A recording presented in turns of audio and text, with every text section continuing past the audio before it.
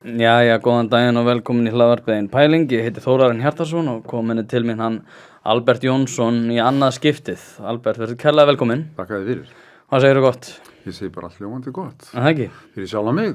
Bara með fólkið í Úkraínu, það erfiðir dagar og erfiðar vikur hjá þeim og því miður líkur á að það haldi áfram. Akkurat, og það einmitt umræðefni dagsins.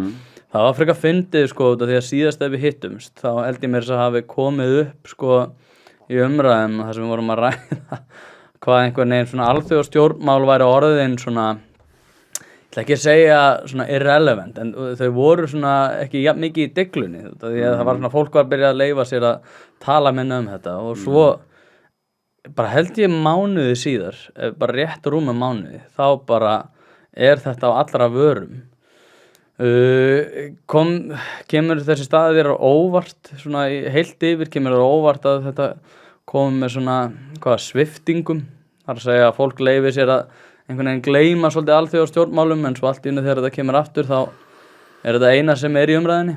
Nei, það kemur ekki það er ekkit óeðlilegt í það þó fólk sínum ekki að pæla í alþjóðastjórnmálum dagstaglega venjulegt fólk, ég meina ég held sko Tony Blair sagði einhvern tímann að sem að mistökin sem margir stjórnmálamenn gerir að þeir halda að kjósendunum sé alltaf að pæla í pólitík, það mikill misskilning og það eru bara stjórnmálamenn og ákveðni svona nördar í kringum þá sem eru alltaf að pæla í pólitík en Tony Blair sagði hins vegar þurfa menn að hafa það alveg á hreinu að stundum hefur almenningur mikinn áhuga á pólitík og þá er eins gott að vita hvað maður ætlar að segja og segja það á mannamáli, sagði Tony Blair og ágætis ráð hjá honum.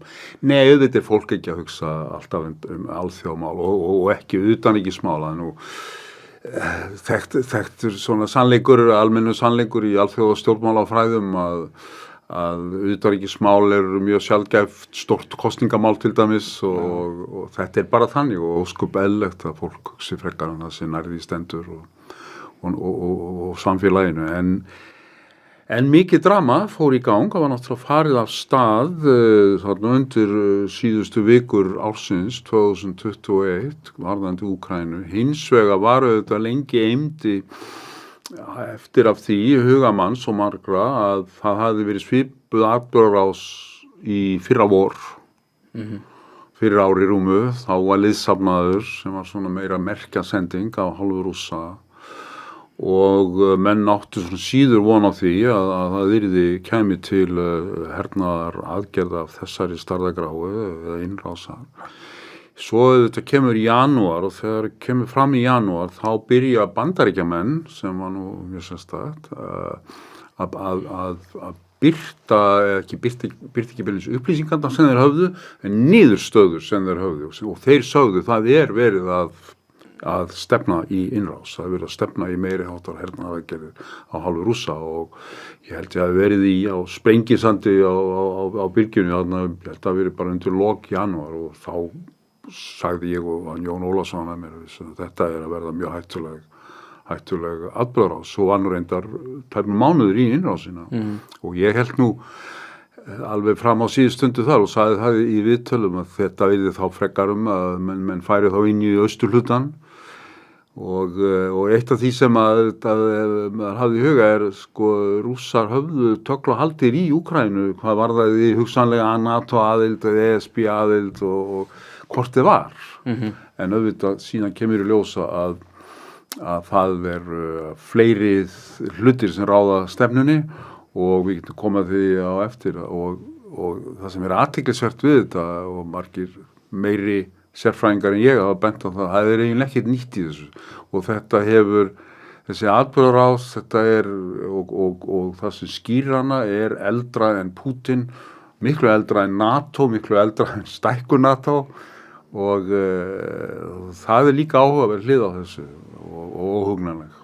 Akkurat og já eins og fólk heyrir þá erum við náttúrulega að fara að tala Úkraínustríðið en fyrst þú talar að fólk sé ekki alltaf að hugsa svona alþjóðastjórnmál. Skiljanlega. Ert þú alltaf að hugsa þau? Mjög mikið, já. Það fer alltaf einhver partur af mínum degi í það. Ég fer á hverju morgni inn á vissar vefsíður og fjölmiðla og rekur þín eigin Albert_Jonsson.com Vel á minnst og líka með Facebook-hóp og Nei, ég fylgist með alþjóðamálum á hverjum einasta degi og ég fylgist með sumum hlutum að byrja á því á hverju morgni, ég fylgist með norðurslóðamálefnum, ég fylgist með hernaðarumsvifum á norðurslóðum sem hægt að gera á netinu með aðstoð allsins nörda hér og þar í heiminum sem eru einhverja græjur sem ég kann ekki á en geta farið inn á þessi forrit sem eitt er flightradar24.com sem fylgist með öllum flugviljum í heimi en nördarnir kunna vinsa allt hernaðarflug út úr þessu og þannig að þú veist þegar fer flugvél frá Keflavíkurflugvelli eða Skotlandi norður í höf þá eru þessir aðilar búnir að komast að því og setja það á netið þannig að ótrúlega auðvelt að fylgjast með þessu einn er að fylgjast með herskipaumferð og slíku þannig ég er mjög virkur að fylgjast með alþjóðamálum og þar á meðal svona sérstökum öngum þeirra eins og ég er að nefna. Akkurat. Hver er að vinna stríðið? Í Úkraínu. Sko fyrsta lagi náttúrulega fer það eftir í hvað við meinum með þegar við segjum vinna. Eru Vesturlönd að vinna? Það er ræðilega hægt að segja sko að Vesturlönd séu annars vegar í svona proxy stríði svo að Úkraína séu í beinu stríði og Rússar séu í áróðustríði það fer eftir, já eins og segir en hver er að vinna sko stríði í Úkraínu? Eru Úkraínumenn að vinna? Þannig kannski miðað við þann herstyrk sem við töldum að þeir hefðu? Zelenski sagði í dag bent á það því að hann er held ég að byrja að verða mjög kvíðinn Hann sagði Rússar hafa 20% af Úkraínu á valdi sínu. Ég held að þú finnir ekki marga sem halda að Úkraínar muni reka Rússa af höndum sér eða frelsa stóra parta af Úkraínu þar þá hluta sem Rússar hafa tekið. Til þess þarftu einfaldlega bara tölfræðilega yfirburði sem maður sér ekki að Úkraínar muni ná. En hver er að vinna, sko, nú náttúrulega hefur rússneski herinn farið hrakför í þessu stríði. Og margir veikleikar hans komið í ljós. Annað var líka greinilegt í upphafi að það átti að taka höfuðborgina, Kýv, sitja hana, losa sig við ríkisstjórn Úkraínu. Það mistókst og Rússar þurftu að hverfa þaðan. Með allt sitt lið og út úr norðurhlutanum. En hver er skilgreiningin á sigri? Sko? Úkraínar geta sagt nú þegar, já við höfum og allir saman það náðu ótrúlegum árangri sem enginn átti von á, enginn. Og mjög þekktur maður Stephen Kotkin, frægur sagnfræðingur í Bandaríkjunum, búinn að verja stórum hluta af starfsævinni að stúdera fyrst Sovétríkin og svo Rússland og skrifa marga bækur, þar var 3 bækur Stalin. Hann sagði, sko, ástæða þess að Vesturlönd hysjuðu upp sig og hafa tekið við sér með svo, myndalegum hætti sem þau gert eftirinnásina, það var frammistaða Úkraínu. Sem kom öllum náttúrulega mjög óvart. Og þannig að Úkraínar hafa staðið sig frábærlega, þeir hafa röktu Rússa frá höfuðborginni sinni, en eins og Zelenski forseti segir sjálfur í dag, Rússar hafa lagt þessu 20% og ekki bara hvaða 20% sem þeir eru að ná undir sig afgangnum af Donbass héraðinni í austurhlutanum. Þeir höfðu Krím síðan 2014, skulum ekki muna gleyma því heldur að stríðið búið standi í 8 ár, sko, rúmlega. Þeir náðu fljótlega daginn eftir innrásina ræmu frá Krím og upp til Donbass. Þeir tók dálítið langan tíma að klára Mariupol, sem var í fréttum á hverjum degi eins og manst í marga vikur. En núna er samfelld landsvæði, það Donbass og svo meðfram Svartahaf, með hjá Azovhafi og svo með Svartahafströndinni í vestur. Þeir hafa ekki komist til Odessa sem þeir ætluðu sér greinilega og ætla sér ábyggilega enn. En það er hafban á Úkraínu. Rússar eru með allt kverkatak á hagkerfi Úkraínu. Það er engin útflutningur. Úkraína er þekkt fyrir að vera matarkista, útflutningurinn er miklu leyti matur, það er ekkert flutt út. Það er talið að þjóðarframleiðsla Úkraínu muni minnka 50-60% í ár. Þannig að ef að markmiðið hjá Rússum er að koma Úkraínu á knén, þá eru þeir komið töluvert áleiðis með það. Akkurat. Og Biden, Bandaríkjaforseti skrifar birti grein í New York Times, ekki fyrir 2 dögum, sem að meðan hans tilkynnti að þeir myndu fá tiltekin vopn og sagði markmiðið ekki að losa okkur við Pútín, markmiðið ekki þetta, og markmiðið ekki að lenda í 3. heimsstyrjöldinni við stríði við Rússa, markmiðið að reyna að tryggja það að Úkraínar geti varist og haft samningsstöðu. Þannig að þetta mjög flókin og hreyfanleg staða en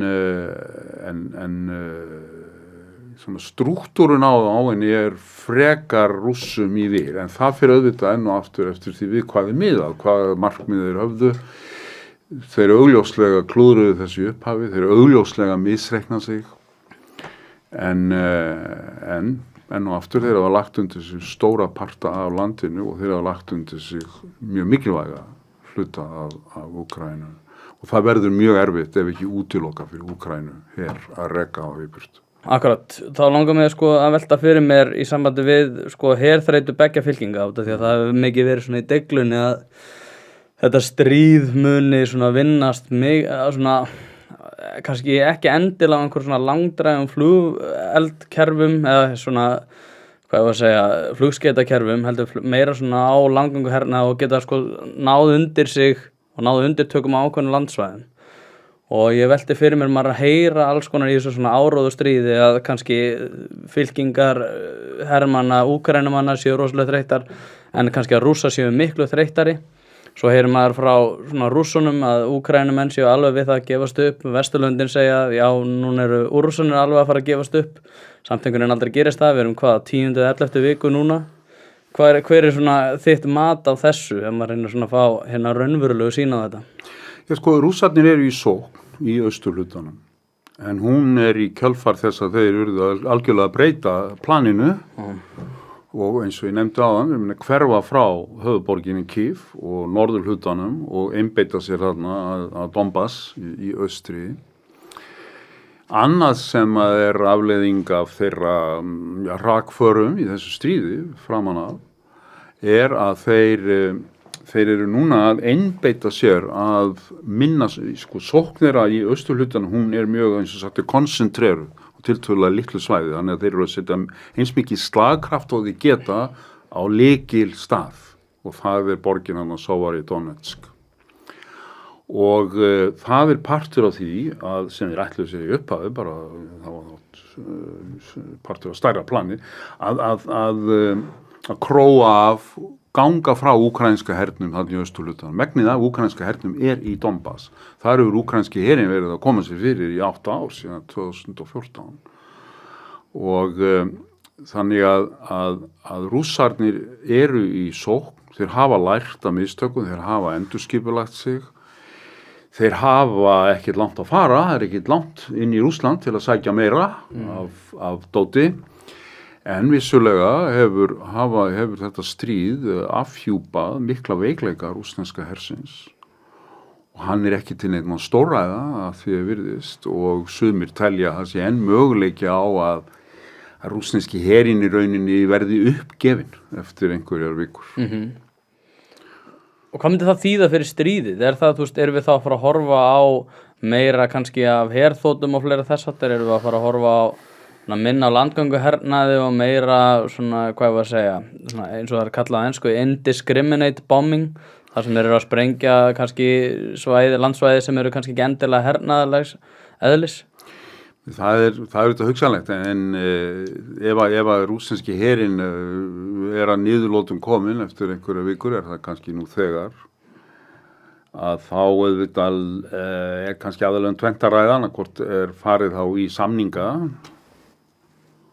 og reynt að finna einhverja samningslausn á þessu sem virðist nú vera mjög erfitt eftir það sem á undan gengið, eða þá menn grafa sig bara niður og stundum hort til í þessum, ég set það síðustu vikur, hort til fyrri heimsstyrjald, bara menn grafa sig niður í eins konar kyrrstöðu herna, þrátefli, það einn möguleikin, en þetta er erfitt, eins og ég sagði á, þetta Þetta svona mjög erfitt að ráði, þetta mjög hreyfanleg staða að mörgu leyti, en Rússarnir eru í sókn núna. En hún er ekki stór, hún er ekki umfangsmikil, þeir hafa ekki náð til Odessu á suðurströndinni, þeir eru stopp þar og enn og aftur raktir frá höfuðborginni, en þeir sem að stríðið geisa núna, þar eru þeir í sókn. Já, akkurat. Ég er búin að vera að lesa mér aðeins til Eikenberry og Mearsheimer til þess að undirbúa mig fyrir þetta. Og Mearsheimer náttúrulega, þrátt fyrir að fólk kannski mislíkar alls konar skoðanir sem hann hefur, þá hefur hann verið að segja að þetta sé yfirvofandi í svolítinn tíma, alveg fyrir 2014 jafnvel. Og ég velti fyrir mér hvað þér finnst svona hans skoðun út af því að núna náttúrulega Rússar misreiknuðu sig að Pútín að þessa samstöðu vesturveldana. Þegar svona í harðbakkan slóð að kannski bjuggust margir við að út af orku og hráfur og fleira þess að þá myndu kannski fleiri fara að líta inn á við, en það myndi ekki koma þessi samstæða vesturveldana. Hvað þýðir þetta fyrir bara svona heimsmyndina? Það er að segja að vesturveldin séu svona samstíga í þessu. Er þetta að fara að er þetta þráteflega að fara að verða svona, hvað ég var að segja, gigantískara? Er þetta að fara að hafa miklu meira áhrif, svona nýji rauði veggurinn, eða er þetta að fara að vera eitthvað sem að við gefumst upp á? Ég nefnum nú Mearsheimer og hann hefur verið með gagnrýninn á stefnu Bandaríkjanna og einkum og sérlega horft til stækkunar NATO. Mearsheimer er einn af þeim sem svokölluðu realistum í fræðunum, pæli mikið í strúktúr alþjóðakerfisins og meðan hann spennt á það Bandaríkin er náttúrulega ekki að gera allt sem þau geta til þess að hafa Rússa sín megin en ekki hinum megin, vegna samkeppninnar við Kína og svo. Þetta er svona klassískur realismi. En marga kenningar uppi af hverju Rússar fóru af stað. Þú talar einingu Vesturlanda. Jú, en hún kom dálítið seint. Þannig að Pútín hafði ýmsar ástæður til að ætla áður en að lagði í hann 24. febrúar að það yrði ekki eining á Vesturlandu. Hann ætlaði sér líka náttúrulega að klára hlutina miklu hraðar en í ljós koma að hann gæti. En hann hafði ástæðu til þess. Stríðið var búið að standa í 8 ár og ekki neinn glæsileg frammistaða hjá Vesturlöndum. Nei. Enn þann dag í dag eru þeir að kaupa fyrir meira en $1 milljarð á sólarhring af olíu og gasi af Rússum. Skömmu fyrir innrásina þegar mangavelturnar voru uppi sagði Biden forseti, ef þetta væri svona minniháttar innrás þá munum við ekki bregðast við. Menn töluðu harkalegar efnahagslegar refsiaðgerðir, en það eru refsiaðgerðir eftir að innrás þá hafin. Það er alltaf mikill veikleiki, þau ætla að halda andstæðingunum frá að gera eitthvað. Hann þarf að vita fyrirfram hvað það ætlar að gera og trúa því fyrirfram. Þannig að það voru margir veikleikar þarna og síðan ef við förum aftur í söguna, 8 árin 2014, Krím er tekin og viðbrögð Vesturlanda við því voru nú ekki mögnuð eða merkileg. Það er ekki fyrr en sumarið sem að rússnesk loftornaflög grandar malasískri breiðþotu yfir Úkraínu þar sem tæplega 200 hollendingar fórust. Að Evrópusambandi virkilega tók sig saman og bjóð til efnahags aðgerða pakka gegn Rússlandi sem að skipti þó einhverju máli. En samt vantaði mikið upp og áfram heldur menn að kaupa olíu og gas og selja þeim flugvélar og járnbrautir og hvað á bíla í stórum stíl og allt þetta. Þannig að Pútín hefur ástæðu til að ætla, hann getur svona rassjónalt kalkulera það. Ég hef enga trú á því að það verði nein eining hinum megin. Og það voru margir sem voru sammála honum og gaggríndu það sem þeim fannst dauð frammistaða Vesturlanda, NATO-ríkjana, Evrópuríkjana og skortur á döngun í viðbröðum Rússland. Nú síðan getum farið lengra aftur, við getum farið innrásin í Georgíu 2008, þá var ekkert sem var gert til að bregðast við henni sem heiti gat. 2004 var svokalluð appelsínu gulbylting í Úkraínu til að mótmæla stórfelldu kosningasvindli. Þar voru rússnesk stjórnvöld beinlínis sko þáttakendur, ekkert var gert. Þannig að nú síðan hafði Putin myrt fólk og hans fólk hafi verið myrt á hans vegum á spítölum í London, dó einn og svo var verið að byrla fyrir mennir rússar að nota sko geislavirk efni á Vesturlöndum til að reyna að drepa fólk. Ekkert gert, haldið áfram að kaupa olíu og gas í stórum stíl. Þannig bara þetta sko. Ég ekki að segja að tilveran sé einföld sko, eða þetta sé einfalt fyrir Vesturlönd að gera eitthvað annað, en svona var þetta. Hann gæti hort á þetta og segja, það er engin döngun í þessu liði. Og ef ég fer inn í Úkraínu og klára málið eins rætt og ég held að ég geti og mér er sagt að ég geti, þá verður ekkert úr þessu. Hin hliðin á málinu líka svo sko, sem alltaf freistandi, það láta reyna á þessa einingu sko. Skilur, og reyna helst náttúrulega valda óeiningu. Og það náttúrulega lengi markmið áður Sovétríkjanna og síðan Rússa, það náttúrulega sá fræjum óeiningar og sundrungar í Vesturblokkinni. Sem að sögulega hefur nú verið til staðar. Já, og vegna þess, og það komum við kannski að lykilatriði sko, vegna þess að Vesturlönd eru svo voldugt apparat. Má ekki gleyma því sko, við horfum bara á það. Bandaríkin náttúrulega algjörlega dóminerandi í alþjóðakerfinu.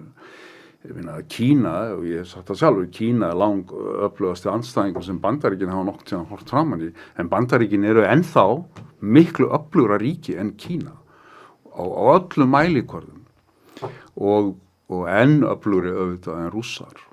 Rússland er ekki öflugt ríki á öðrum mælikvörðum en hernaðarlegum og hvað varðar náttúruauðlindir eins og olía og gas. Þannig að sko það er fátt nýtt í þessu, margir sem benda á það að á keisaratímanum, á Sovéttímanum og eftir kalda stríð, tímum Jeltsins og svo Pútins, að þá stóra málið að reyna að verða einhvers konar veldi á pari við Vesturlönd. Og þetta tekst aldrei. Það hefur aldrei tekist. Og afleiðing þess að öll áhersla og mikil samstaða það í Rússlandi að það þarf að hafa öflugt ríkisvald til að vega á móti þessum veikleika Rússlands gagnvart Vesturlöndum. Vesturlönd miklu öflugri en við. Og þá hættan sú, og síðan náttúrulega því trúa að á Vesturlöndum séu ráðandi aðilar sem vilji grafa undan Rússlandi. Og hættan þá sú að í krafti þessara yfirburða Vesturlanda þá verði grafið undan og það boði hörmungar og kaos í Rússlandi og svo framvegis. Og öflugt ríkisvald svarið með þessari veiku stöðu í samanborið við Vesturland. Og Putin náttúrulega byggði þegar hann kemur hann 99, þá byggði hann svolítið sín kandidasi á því, hann var að takast á við sko Tjetsjena og takast á við glæpi í Sankti Pétursborg og fleira þess að það. En það sem ég að segja, Putin ekki það nýja í málinu sko. Nei. Ég meina sterkt ríkisvald sko, það á keisaratímanum og það Sovétríkin og minnumáttakending gagnvart Vesturlöndum. Hún á við á keisaratímanum og Sovétríkjunum og þannig að þetta stóru þættir sko sem menn telja sig sjá þegar þeir reyna að skýra ákvörðun Rússa að fara inn í Úkraínu sem þeir þurfti ekki.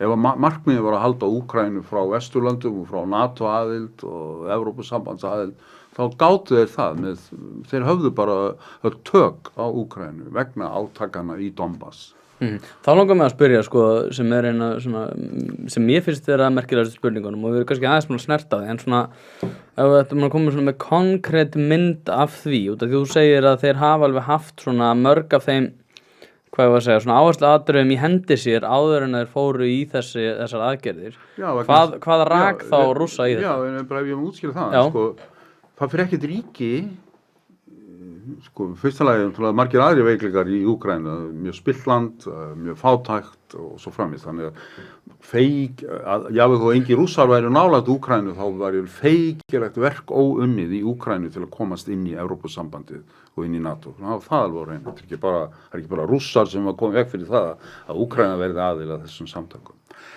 En svo lengi sem að eru átök inn í ríki eins og var í Úkraínu, í Donbass-héraðinu, í austurhlutanum. Slíkt ríki fer hvorki löndin ströndu í áttina aðild að NATO eða Evrópusambandinu. Það bara liggur fyrir. Og Rússar höfðu við alla stjórn á þessum átökum. Þeir gátu stigmagnaðu, þeir gátu dregið úr þeim hvenær sem þau hentaði. Og menn töldu meðal annars í fyrir rúmi árið þegar var liðsafnað við landamæri í Úkraínu að Rússar væru bara minna á þetta. Ekki gleyma því að við getum hvenær sem okkur sýnist og við skömmið fyrirvara og tiltölulega mjög auðveldlega hleypt öllu þarna í bálabrandi í austurhlutanum. Já. Ef við teljum að það sé eitthvað aukast líkur á því eða gesturisni Vesturlanda í garð Úkraínu sé eitthvað aukast, þá bara eyðileggjum við það, bara á næstu dögum eða fáum vikum, með því bara að kynda undir þessum átökum. Þannig en þeim gengur, það þarf einhvað meira, það er greinilegt og þess vegna horfa menn til þess eins og ég segi að þetta er þetta gamla vandamál, það er það að það er þetta bil milli Rússlands og áður Sovétríkjanna og Vesturlanda. Rússarnir, Sovétríkin, það ná ekki að verða eins og ég sagði, stórveldi á pari við Vesturland. Og það er eins og þið skoðar lítið svo á að það að missa Úkraínu, að missa tökin, að það myndi yrði slíkt áfall í þessum útreikningum að þeir gætu ekki búið við það og þess vegna er þessi ákvörðun tekin en hún er nú ábyggilega tekin vegna þess líka að menn eru bara einfaldlega að klúra hlutunum, þeir eru bara að misreikna. Putin bara er að fá vondar upplýsingar eða þá að hann er orðinn ónæmur fyrir upplýsingum eða hvað það er, margar hliðar á þessu en á einhverju stíu með réttu og röngum með liti svo að ef við missum Úkraínu, ef við stoppum þetta ekki, Úkraína er bara að fara bakdýra meir inn í NATO og Evrópa, við þurfum að taka þetta, þá erum við bara búnir að vera, sko. Þá mun verðum við aldrei stórveldi aftur. Þetta er en bara til að ítreka að þetta er ekki nýtt fyrirbæri í sögu þessa fólks. Þetta er á við Rússland Pútins, Rússland keisaranna, Rússland og Sovétríkin. Það er að reyna að ná stöðu til jafns við þessa keppinauta sem þeir horfa á og það tekst aldrei. En þá, sko, kannski út af því að við verum að tala NATO og ég meina að NATO hefur nú brugðist við nánast með öllu afli að undanskildu því að setja sína eigin hermenn í þetta. Og nú eru Svíar og Finnar að fara að líklega komast inn í NATO. Og hvað þýðir það fyrir bæði NATO og þessa stöðu? Já, finna og Svía að NATO er styrkir bandalagið. Ég meina ef einhver ríki uppfylla öll skilyrði fyrir NATO-aðild þá er það Svíþjóð og Finnland. Ég meina þetta eru lýðræðisríki og ekki bara það. Heldur er þetta öflugríki, efnahagslega. Þau eru sérstaklega Finnar með mjög öflugan her og Finnar hafa tekið miklu hraðar við sér en Svíar á síðustu árum og hvað var þetta að auka útgjöld til landvarna og hermála. Þannig að það er heilmikil fengur að Svíþjóð og Finnlandi fyrir bandalagið. Þannig að hvernig þetta skipast hjá Finnum og Svíum og gerist mjög hratt í kjölfar innrásarinnar. Það verður bara til meirihluti í skoðanakönnunum fyrir aðild að NATO. Það er búin að vera ákveðin hreyfing í mörg ár og í þá veru að Finnar og Svíar voru búin að taka upp miklu nánara samstarf við NATO og NATO-ríki en áður meðan hans í kjölfar upphafs þessarar Úkraínu-krísu 2014. En það sem gerist er bara að það einhvern veginn, með manni sýnist það, skyndilega, með mjög hratt öllu heldur, þá eykst vitund almennings og stjórnvalda í þessum tveimur löndum óvissu og áhættu. þegar þeir horfa á innrásina í Úkraínu. Annað líka sem blasir auðvitað við með innrásin í Úkraínu ef að þurftu að vinna menn á það, hversu brútalt fyrirbæri styrjaldir geta verið. Og Rússar reka alveg sérstaklega brútal styrjaldir þar sem þeir hafa gert það, Sýrlandi, Tjetjníu áður. Og það er mikið búið að tala sko mörg ár nethernaður og tölvur og eitthvað svona, þetta stríð er mjög gamaldags á öllu leyti. Og fyrir því finnur almenningur í Úkraínu og eyðileggingin og manntjónið og þannig að fólk í Finnland og Svíþjóð horfir á þetta, óvissu og áhættuvitundin eykst mjög skyndilega og bara ótti og horfið á landakorti mína, Finnar og Svíar eru tiltölulega nálægt Rússlandi, þeir eru við Eystrasalt sem skiptir hernaðarlega miklu máli í augum Krenverja og hættan á því að Finnland og Svíþjóð drægist inn í átök einhvern tímann í framtíðinni stórvelda átök, hún er auðvitað veruleg og þess vegna vilja menn komast í NATO. Akkur vilja menn komast í NATO? Það er eins og Bandaríkin í NATO. Finnar og Svíar báðir í Evrópusambandinu búin að vera það í 30 ár, tæplega. Það dugar þeim ekki þegar óvissu og áhættu vitundin eykst svona, sem er náttúrulega áhugavert út af fyrir sig. Þannig að mjög stór söguleg tíðindi aðild Finna og Svía að NATO. Já, nú nefnir hann að Bandaríkin. Og þurfti mikið til að koma því auðvitað á koppin. Já, þeir voru ekkert voðalega hrifnir að því. Sjálfsög. Þannig áður, sko. Algjörlega gegn þeirra sögu og stefnu í áratugi. Hefur einhvern tímann... Og verið í Svíþjóð í 200 ár. Já, nákvæmlega. Lýsa yfir, það er alltaf að vera hætta þessu hlutleysis, hlutleysi núna. Þú talar Bandaríkin, sko... Hvað þýðir þetta eins og ég nefndi hann í síðari spurningu, hvað þýðir þetta fyrir þessa stöðu nákvæmlega? Þú talar að þeir hafa sjáð þetta í Úkraínu og þeir telja sig bara, fuck this, ég er ekki að fara að taka þátt í því að eiga hætta þessu án þess að fá beinan stuðning kannski frá eins og Bandaríkjunum. Þá velti ég fyrir mér fyrir þessa stöðu, er þetta eitthvað sem að, er þetta stigmögnun inn í þessa stöðu, hefur þetta kælandi áhrif út af því að Pútín kannski sér að þetta er að hafa þau áhrif að það er miklu meiri samstaða meðal Vesturlanda og núna 2 risa ríki að fara inn í NATO. Hefur þetta kælandi áhrif á núverandi stöðu eða hefur þetta svona stigmagnandi áhrif? Ég held að það er ekki stigmagnandi áhrif og fulltrúar rússneska stjórnvalda, þar með Pútín sjálfur, töluðu nú mjög varlega þessa yfirráðandi aðild Finna og Svía, hvað það varðar, það hefði einhver mikil grundvallar áhrif á þeirra afstöðu til átakana í Úkraínu eða hvað sögðu strax að þeir taka sínar ákvarðanir og ef við horfum svo lengi sem að eins og þau segðu innviðir NATO, Bandaríkjanna færast ekki nær okkur í kjölfarið, þá er þetta okkur alveg sama, já. Nei, þetta sögðu það ekki, þá er þetta þeirra ákvarðin og svo framvegis. Þannig að komið sér undan þessu, en auðvitað er það ótrúlega afleiðing af þessari miskalkulasjón sem að innrásin í Úkraínu greinilega var að Finnland og Svíþjóð í afleiðingunni séu á leiðin inn í Atlantshafsbandalagið og í hernaðarbandalagið með Bandaríkjunum. Það er náttúrulega hlýtur að vera frá sjónarhóli þeirra í Moskvu alveg rosalegu bömmur.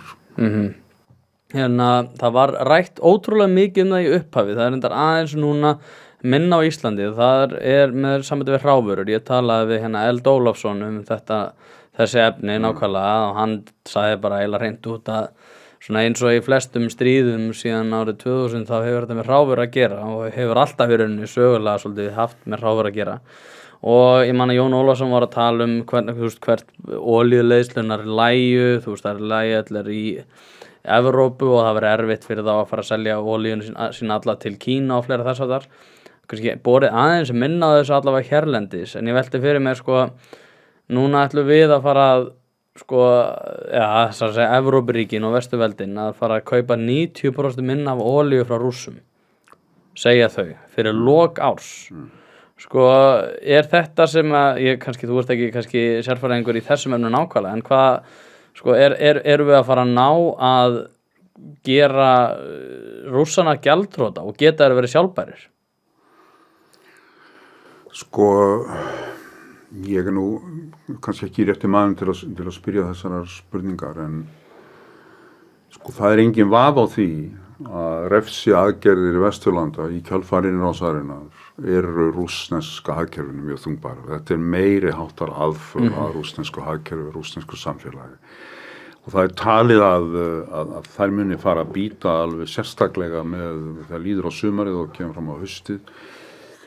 Bara vegna þess að bara mörg framleiðslu fyrirtæki í Rússlandi eru algjörlega háð varahlutum og allsins búnaði frá Vesturlöndum sem þau fá ekki. Síðan auðvitað undirstrikar þetta en frekar náttúrulega hversu viðkvæmt hagkerfið var fyrir vegna þess hvað það og var háð einmitt olíu og gasútflutningi og möguleikar þeirra til að